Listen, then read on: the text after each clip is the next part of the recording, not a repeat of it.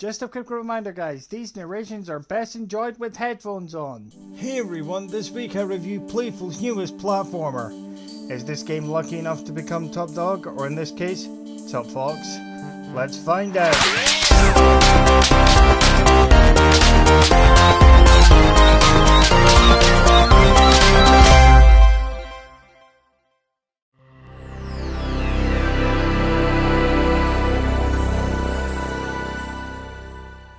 Before the actual review starts, a quick injury update. Well guys, I'm feeling a lot more comfortable due to the new cast, which is now replaced on my fractured forearm.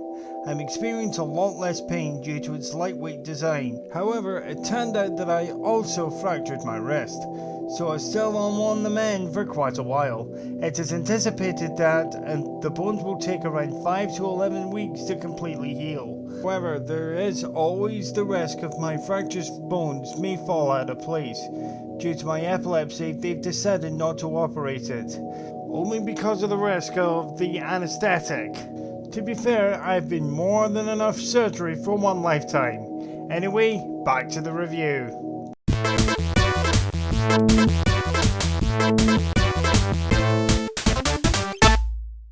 The 3D action platform subgenre is a staple part of the gaming industry today. The genre started back into the mid to late 90s when the Nintendo 64 hit the market. The console's games catalog is chock-a-block filled with 3D platformers, with Super Mario 64, Banjo-Kazooie, and Conker's Bad Fur Day to name a few. Texas-based developers Playful developed the first entries of the series, originally for John Carmack's VR gaming system, the Oculus Rift, back in 2016. With the world's first truly 4K ready gaming system, the Xbox One X was released. Playful re-released the game for the Xbox, marketed as a launch title for the One X. The year after Super Lucky Tale's release, the game got the remaster treatment, then re-released for Nintendo's portable console hybrid, the Switch. During the height of lockdown due to the coronavirus, Playful gave us a little creature comfort, as new Super Lucky Tales was released for the PlayStation 4, Xbox One and PC.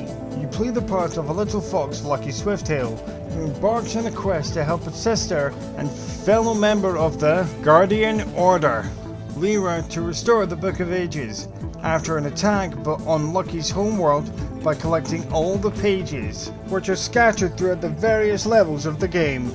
The accessibility scores are as follows. To kick off proceedings, visibility given 9.5. First off, there are no colorblind modes available for this game, but there is very little need for one. There are no color-coded elements that will cause an issue for players with visual impairments. Next on the proceedings, audibility, I also given 9.5. There are in-game subtitles which can be enabled and disabled via the game's pause menu. This allows the function to be enabled and disabled on the fly. However, the accessibility of this game can be improved. In terms of this category, would be customizable font size. Giving the player control of the size of the font which is used both in the menus and subtitles will allow the hearing impaired player to read them without the risk of getting any eye strain. So this game is quite easily playable for a player with a hearing impairment. However, a little work would be required to make this game a lot more accessible. Mobility given 8. Although this game is highly playable in terms of this category, a major flaw exists in this game. There are no additional control layouts available, although you can customize the button layout via the Xbox Accessories app or the adaptive controller. It needs addressing nonetheless. Last but certainly not least, gameplay has scored a sky-high 11. For a 3D platformer, this game has a lot of character and a hell of a lot of polish. The cel-shaded art style of the game feels completely unique when compared with other entries, for example Banjo-Kazooie. Also, playing this game makes the upgrade to the next generation of hardware worth it. This game was one of the first games to use a clever workaround with the Xbox's backwards compatibility technology to allow the developers to take full advantage of the advanced Xbox hardware. This game also has auto HDR support.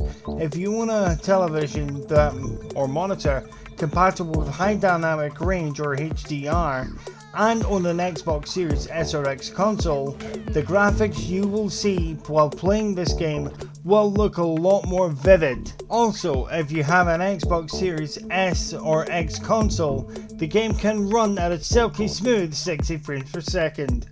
Each level you travel to has a total of 3 pages to collect. First off, obviously completing the level, finding lucky with each letter is hidden in each and every level, and collecting a grand total of 300 coins. When compared with the original Super Lucky's Tale, the game feels a lot better, plus the game contains all the DLC content from the original. In conclusion, New Super Lucky's Tale is an absolute delight to play. The game is highly playable and also looks great thanks to the enhancement of the Xbox Series S or X, with unique features to make the game feel fresh and new. If you're looking for a relatively cheap, family-friendly Super Mario 64 clone to play when you're saving money from the AAA releases, for example Back 4 Blood or Halo Infinite, this game could be an excellent choice. And the overall score is a highly respectable 95%. See you guys in the next review. Spartan Commander 1990 out. Roll out, Spartan Legion.